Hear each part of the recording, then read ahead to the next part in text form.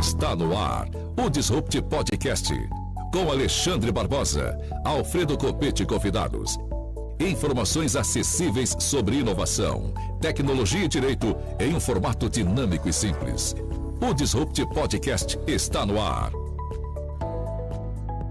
Amigas, olá amigos, estamos de volta hoje aqui na bancada com meu amigo Paulo Roberto Pegoraro. Tudo bem, Paulo? Como é que você está? Boa tarde, tudo bem, professor Alexandre? Professor Alfredo não pôde vir hoje de novo, está na estrada, ficou preso na estrada, mas hoje é o Roger Medina que está com a gente, né, Roger, para falar um pouquinho sobre as bets.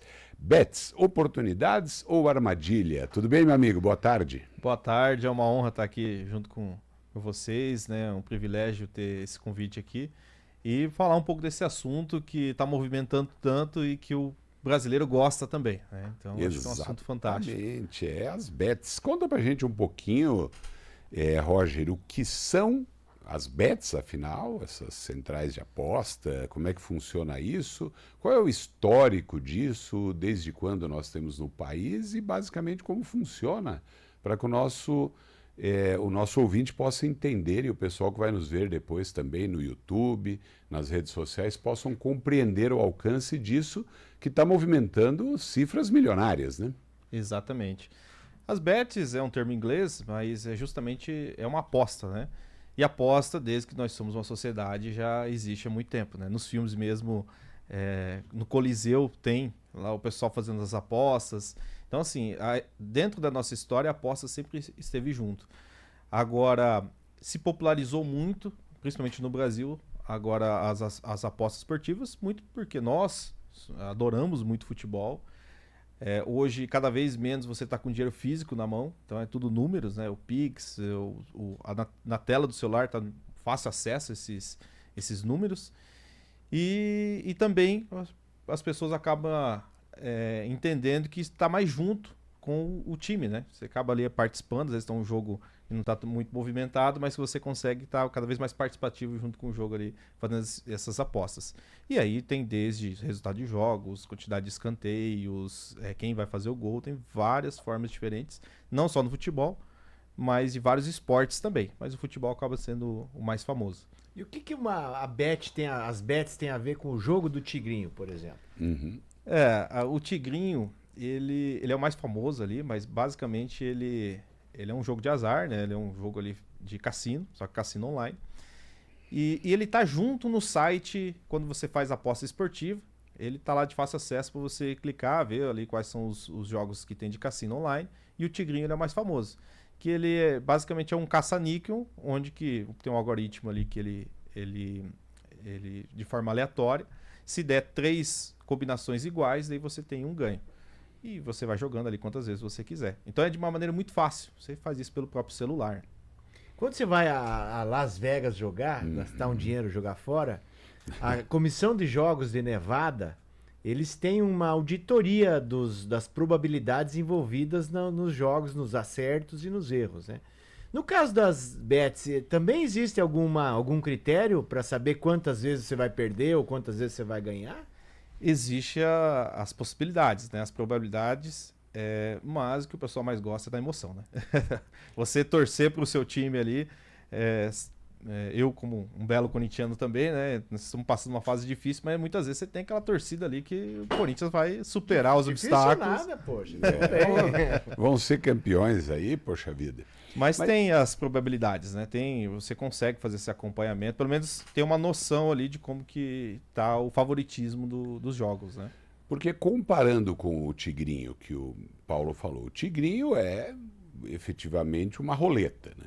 Uma roleta não, um caça-níquel. Agora, as bets no futebol não. Por quê? Porque as probabilidades de um time ganhar do outro são maiores, as probabilidades de um artilheiro fazer gol, tudo isso leva por um caminho que você tem alguma credibilidade no sistema.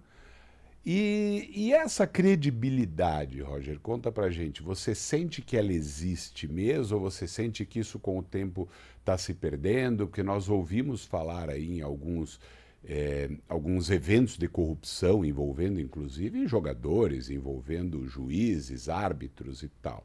Como é que isso repercute no universo financeiro ou no universo social aí das bets? Perfeito. Inclusive nós temos um julgamento que vai acontecer agora, que é do Paquetá, que é um jogador que joga lá na Inglaterra, que já foi convocado várias vezes pela seleção brasileira, jovem, e que agora vai ter um julgamento porque ele também, na época que as bets começaram a explodir, ele fazia, pelo menos é a suposição, né, e vai ser julgado para isso, mas que ele fazia lances para quem apostasse naquele determinado lance tivesse um ganho maior. E não era ele necessariamente, mas eram os familiares, os amigos que faziam essa aposta.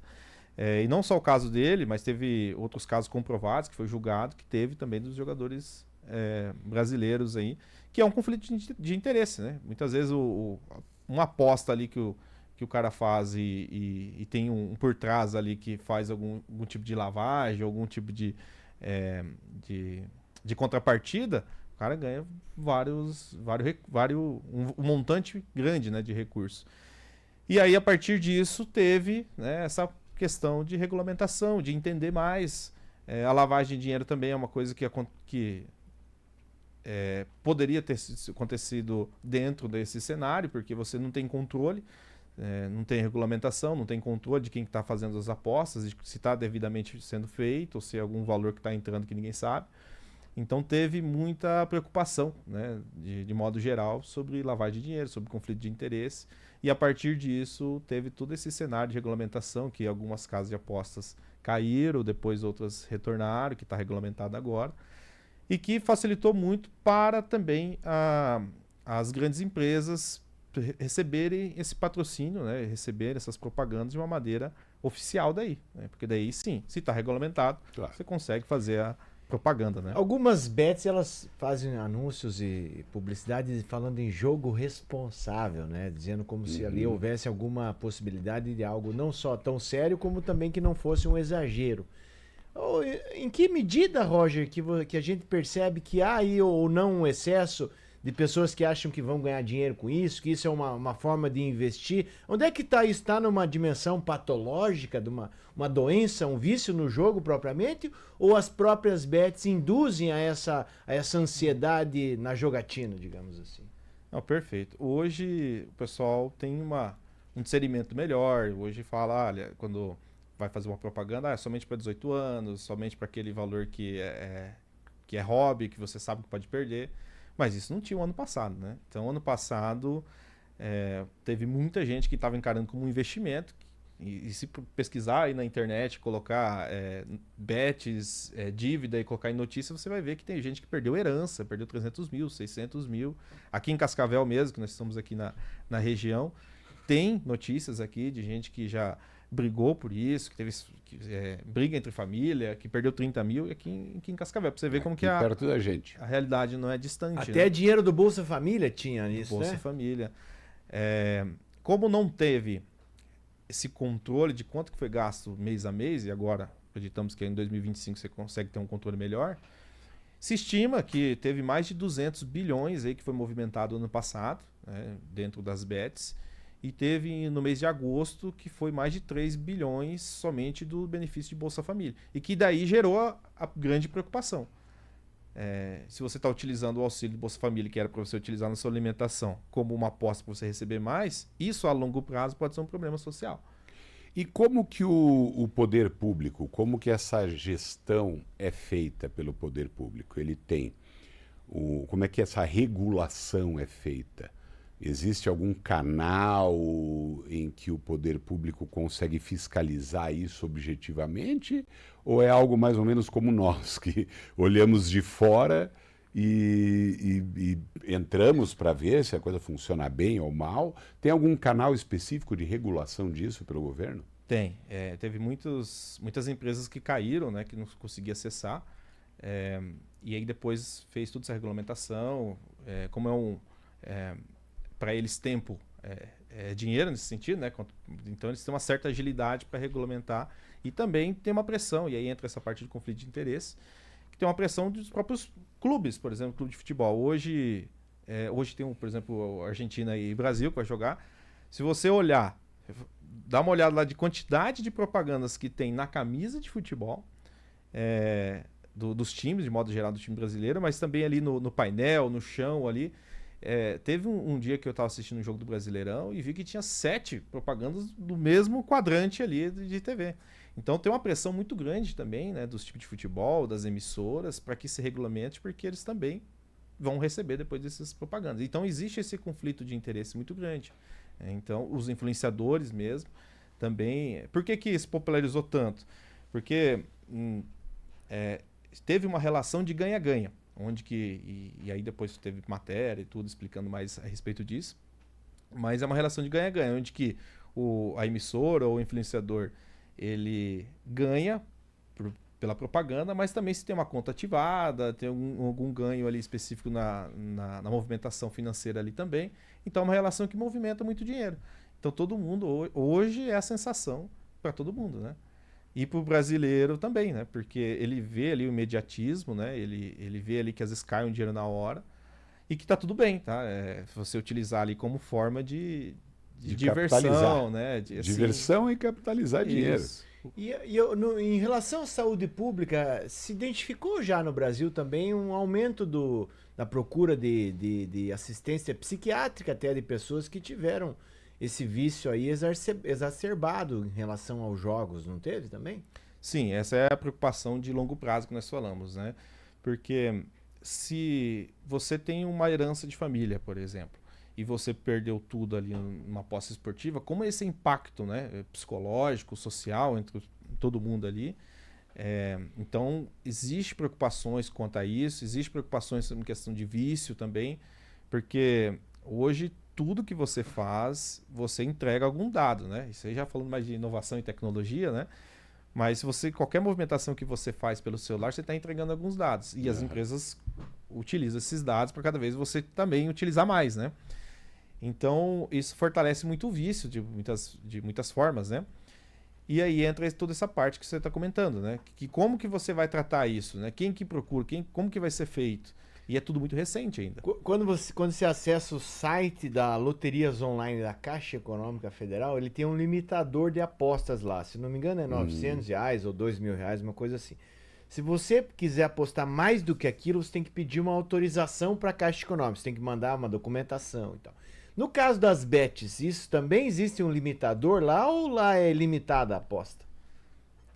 Agora, nesse ano, tem algumas limitações. Até então não tinha, ano passado era liberado, muita gente fazia Bolsa Família, utilizava o cartão de crédito por forma de Pix, ou seja, você estava pegando o seu cartão de crédito usando como forma de empréstimo.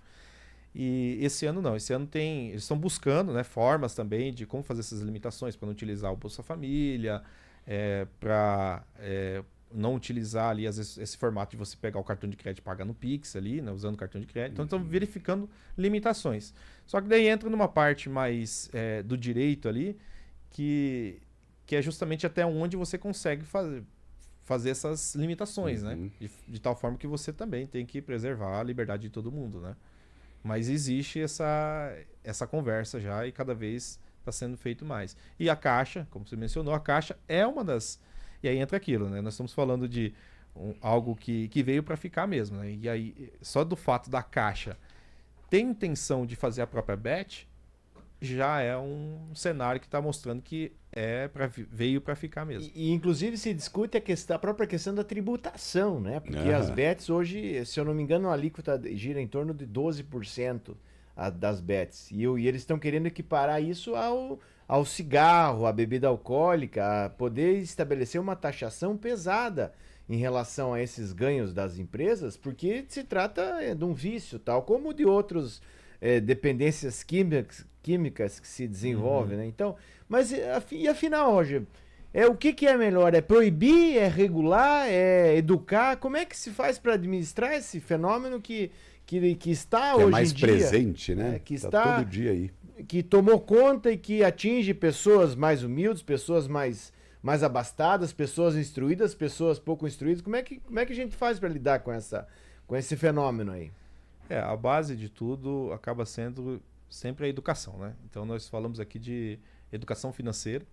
Então é um ponto que o brasileiro não gosta muito de conversar, de explorar mais sobre isso, mas é a base de tudo.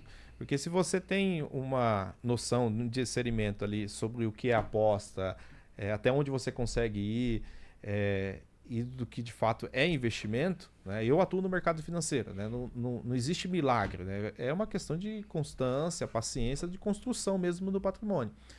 Agora, você apostar todo o seu patrimônio, você dobrar da noite para o dia, assim, isso não é natural, né? Então, se a pessoa tem uma educação financeira, ela já vai entender essas diferenças e a partir disso ela tem já o seu discernimento dessas coisas, né?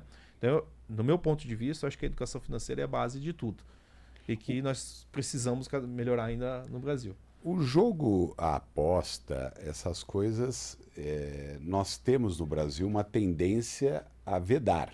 Nós temos uma tendência a proibir. Não tem cassino no Brasil, não tem bingo no Brasil. Como que nós tivemos uma autorização, eu achei até célere, para esse tipo de mundo de apostas, né? Falávamos também aí em comparação, porque está no mesmo site, o jogo do Tigrinho, que nada mais é do que um jogo de cassino. Só que no mundo virtual digital. A pergunta é, então, para que todos nós possamos refletir, então é possível que nós imaginemos que daqui a uns dias vão abrir cassino, vão abrir bingo, tudo de novo? Porque, ora, se pode no mundo virtual, no mundo físico também tem que poder, ou não? Acho que a Bet em específico foi porque já estava ocorrendo. É uma situação que não estava regulamentada e que todo mundo estava fazendo, procurando. Se não tinha formas do Brasil, o pessoal estava procurando fora do Brasil, então, que se torna muito mais perigoso. Em questão de golpes, em questão de arrecadação, né, do pública também. Então, era uma tendência que já estava ocorrendo. Numa situação dessa, só tem duas saídas, né? Ou você de fato proíbe, e aí você tem que fazer um peso severo em cima, ou regulariza, né? Que foi o caso que foi decidido. Regulariza, deixa lícito, de tal forma que você consegue fazer uma arrecadação, tem imposto, tem uma segurança maior, porque daí você sabe que as empresas, de fato, elas estão legalizadas, então vai ter uma auditoria em cima, vai ter uma fiscalização em cima, então você consegue fazer esse controle. Mas o que não foi contemplado dentro disso foi a parte social e de educação financeira. Foi feita a parte de regularização das empresas, mas não foi pensar nisso. E agora está sendo pensado nisso, né? Ainda não tem a solução, mas está sendo pensado, e até porque pode ser um problema de médio a longo prazo, né? Você aumentar o endividamento da população, né? E o que você pode nos evidenciar como está sendo pensado? O que você conhece de ação governamental, por exemplo, que vise a ajudar nessa perspectiva da educação financeira, especialmente nesse segmento?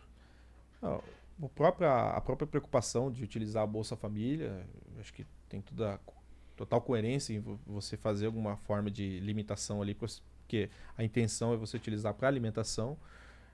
Na parte do marketing, toda vez... É igual cigarro, né? Cigarro também tem lá, olha, só para acima de 18 anos, né? E no caso do marketing agora, pode perceber, os influenciadores eles sempre comentam, somente acima de 18 anos, só com aquele dinheiro que você sabe que você pode perder. Então, esse tipo de situação já até porque ajuda, teve né? alguns influenciadores que foram condenados a reparar danos sofridos por pessoas que foram induzidas ao jogo compulsivo, né? Não precisou devolver o recurso, mas teve muitos que se solidarizaram com a situação e, de fato, hoje eles, né, tentam reparar esses danos psicológicos, vamos dizer assim, sociais, né, financeiros, com a população. Mas então está sendo feito medidas, né? Mas entra naquilo da educação financeira, né? Ou da educação financeira em específico, que é a base de tudo, de entendimento. Porque hoje, se você pesquisar no YouTube lá, dicas de bets, até nós estávamos comentando antes aqui de entrar no ar, existe falas de ganhe mesmo perdendo. Como que você vai ganhar mesmo perdendo? Assim, o cara é um gênio para fazer isso. Então, existem vídeos, né? Como você burlar o sistema para ter um ganho. Então, assim, são formas assim que as pessoas... Aquela ideia de que vai ganhar da banca algum dia, né? Exatamente. E contra o sistema. Perde, né? Então isso é muito perigoso, né? Você ver esse tipo de situação, acreditar ali e colocar o seu recurso que você precisa, às vezes, para alimentação, para família, pra viver, né? Salário. Então é isso que daí entra naquele assunto que nós falamos, é uma armadilha ou é um investimento? Não é investimento, né? diversão, que você fazendo de forma ali que você tem essa consciência como hobby, que é aquilo que eu comentei antes, que é bacana você acompanhar o futebol, tá tudo bem. Mas desde que não seja um vício ou você encare como investimento, porque de fato não é investimento. É uma aposta onde que você pode perder tudo, né? A Caixa tinha a loteria esportiva, tem ainda, né? Que já era, só que havia uma distinção ali entre uma questão do imediatismo e a questão de criação dos incentivos para o jogador, né? Porque é diferente de uma plataforma digital, onde tem todo um aparato ali que é feito para induzir a esse modelo, né, de indução à jogatina, na verdade, né? E, aliás, aquela medida de regulamentação de exigir que o Pix fosse comunicado ao Banco Central, depois o governo voltou atrás, teve críticas e tal. Mas talvez teria sido uma medida que contribuiria para rastrear o uso que se dava para isso. Que, por exemplo, no Bolsa Família, depois que o dinheiro sai da conta ou se o dinheiro vira Pix, é muito mais difícil para o governo controlar onde que vai ser investido isso. Exatamente. Se é alimentação, se é o Pix de uma bet ou não, né? Então, ele fica um bem fungível, né, nesse sistema. Então, a dificuldade está muito mais, como você disse, na base, no processo educativo disso.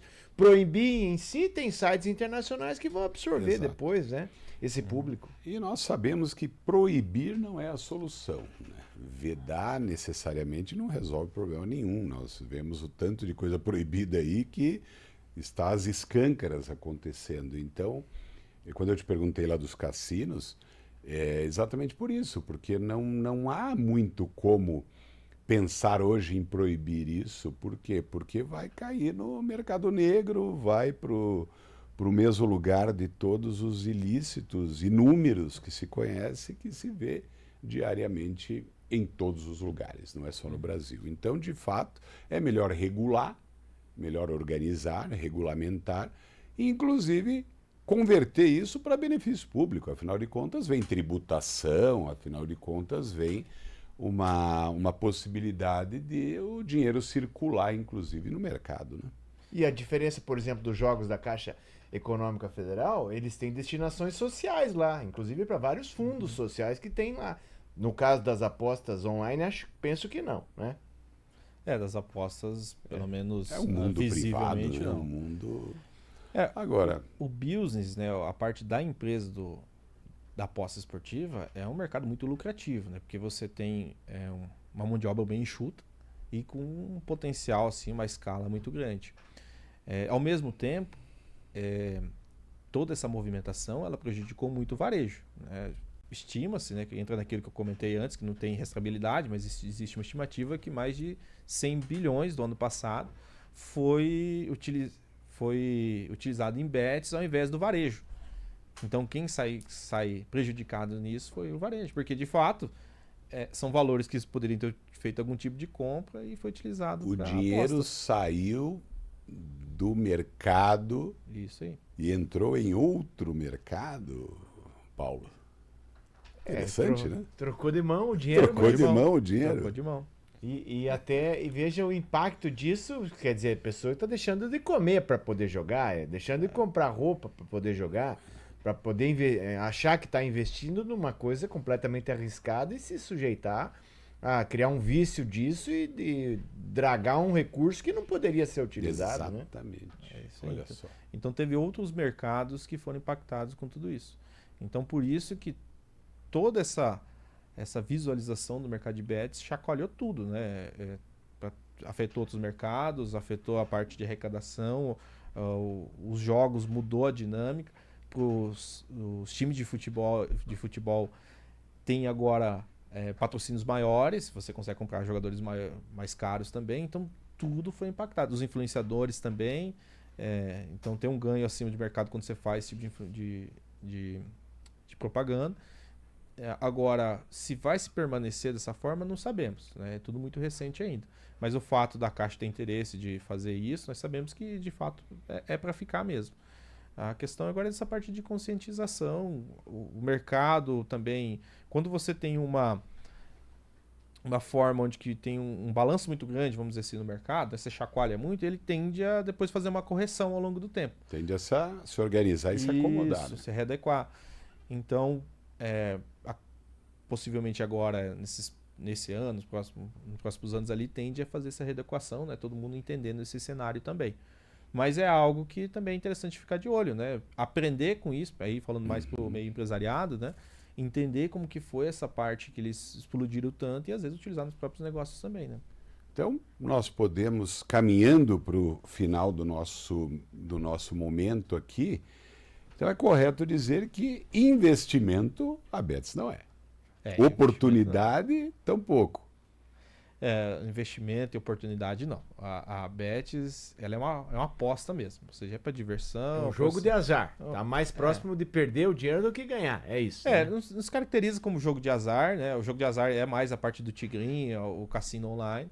Porque existe realmente, de fato, uma análise ali, né? Mas não deixa de ser uma aposta, né?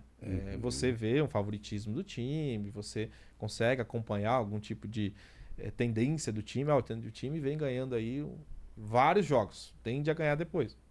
Beleza? Você consegue fazer esse tipo de análise, né? Mas o Botafogo, um tempo atrás, ele tinha tudo para ganhar. O Brasileirão não ganhou. O Corinthians agora era para ter ganhado a Libertadores, desclassificado agora. Libertadores também não. Né? Teve uma invicta, né? Mas se fosse para apostar hoje, é Brasil ou Argentina? Brasil, né? Agora sim. Então, muito obrigado, Roger. Obrigado mesmo por estar conosco. Esse papo bacana aqui, muito interessante. Obrigado, Paulo, também. Obrigado, professor Alexandre. Obrigado, Roger. Obrigado. Uma boa tarde a todos. E é isso aí. Na semana que vem estaremos de volta com o nosso Disrupt, no mesmo lugar, no mesmo horário, 16h30, na CBN. Um abraço, gente. Até lá.